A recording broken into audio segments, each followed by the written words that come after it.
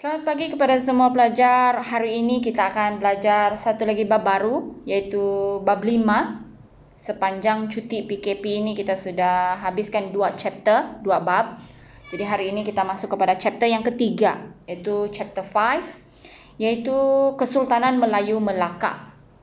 Okey, so apa yang akan kita belajar di bab 5 ini? Tapi sebelum tu, pelajar boleh buka muka surah 72 buku teks supaya kamu lebih faham tentang apa yang akan cikgu ceritakan dalam slide ini. Apa yang akan kita belajar di bab 5? Ada 3 subtopik yang kita akan belajar, iaitu yang pertama tentang bagaimana Melaka diasaskan. Kemudian yang kedua, kegemilangan Kesultanan Melayu Melaka. Dan yang ketiga, bagaimana berakhirnya pemerintahan Kesultanan Melayu Melaka ini. Jadi ada 3 yang akan kita belajar sepanjang bab 5 ini. Hari ini cikgu akan ajar subtopik yang pertama, iaitu 5.1, pengasasan Kesultanan Melayu Melaka.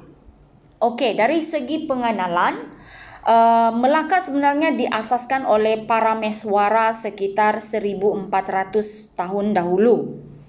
Jadi siapa para meswara ini? Sebenarnya kamu sudah pernah belajar di sekolah rendah sekitar darjah 4. So siapa para meswara?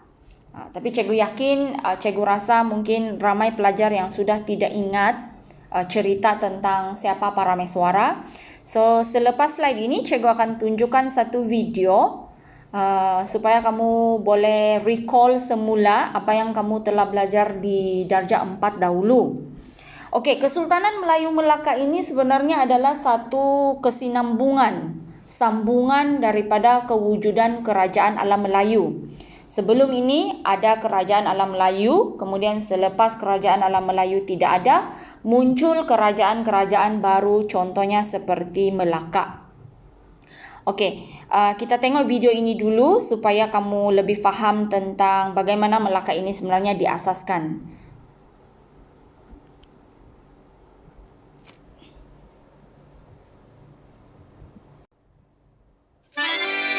Assalamualaikum kawan-kawan.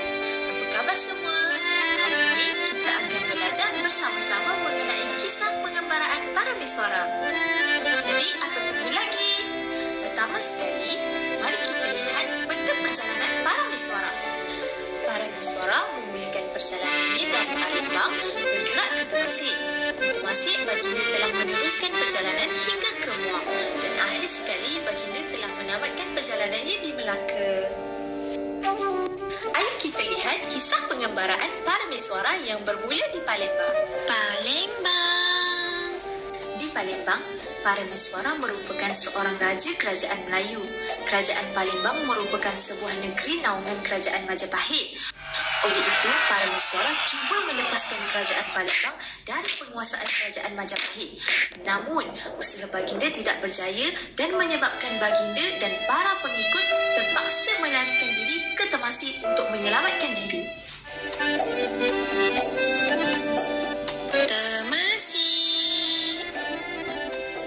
Para miswara tiba di negeri Temasek.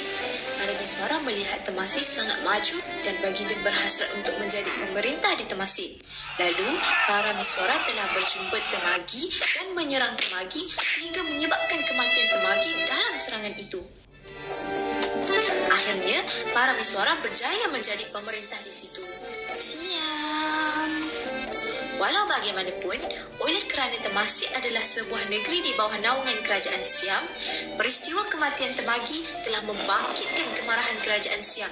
Jadi, kerajaan Siam cuba menyerang para miswara dan menyebabkan para miswara dan para pengikut terpaksa berundur ke Muar demi menyelamatkan diri.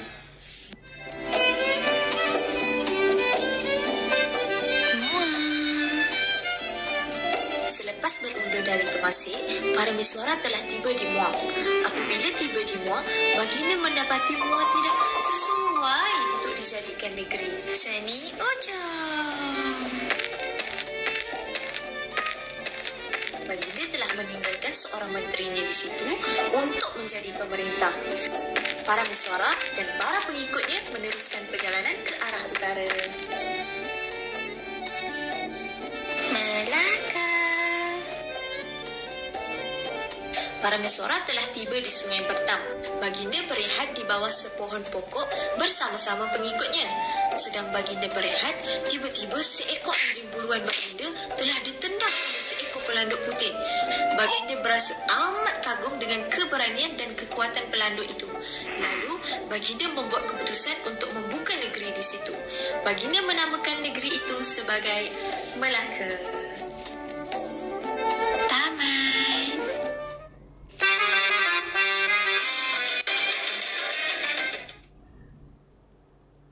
Okey, jadi kamu sudah tengok video tadi tentang bagaimana pengembaraan Parameswara sehingga dia telah berjaya mengasaskan kerajaan Melaka itu. Okey, selepas Parameswara mengasaskan Melaka, cikgu akan ceritakan tentang bagaimana pemilihan lokasi yang strategik oleh Parameswara. Kenapa dia choose itu place untuk dijadikan sebagai sebuah kerajaan. Ada sebab-sebab tertentu. Yang pertama sekali adalah disebabkan lokasi tersebut adalah laluan perdagangan. Kedudukan Melaka di laluan perdagangan utama iaitu di antara timur dan barat membolehkan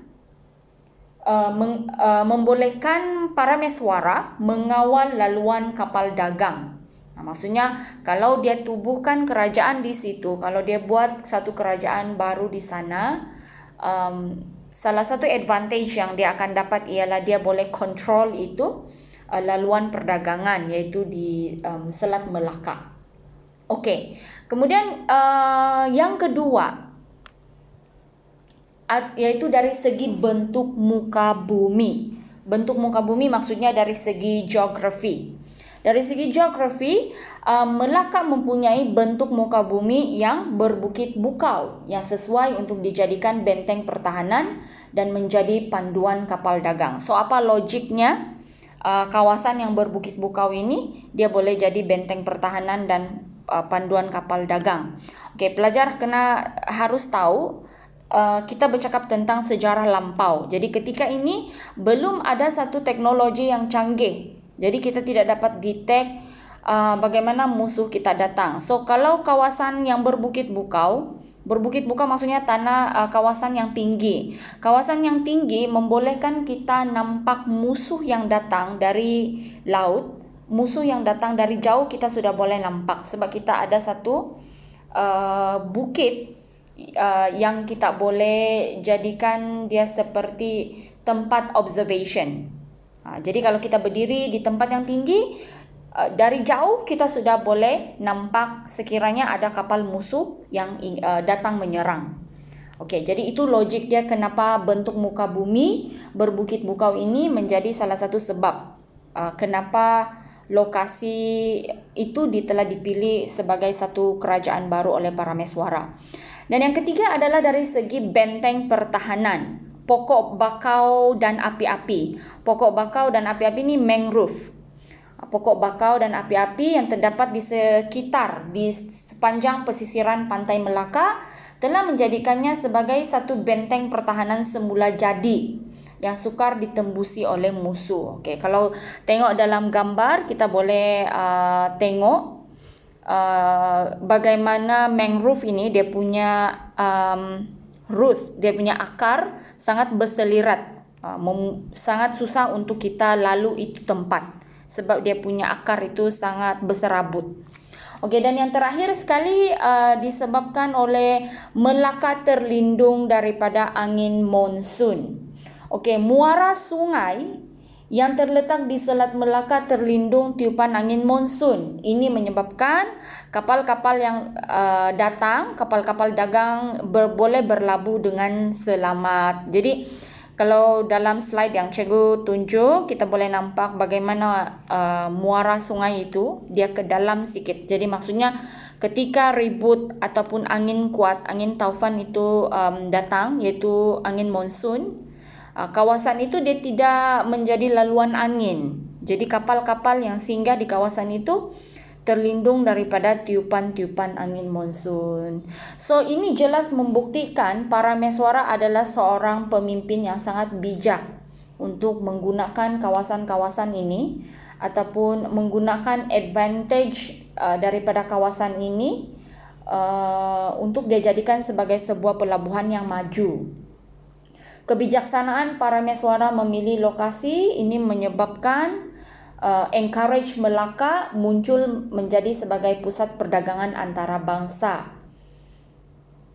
Jadi itu yang akan kita belajar hari ini. Cikgu akan sambung kepada sesi yang seterusnya, yaitu subtopik yang kedua, yaitu tentang kegemilangan Kesultanan Melayu Melaka.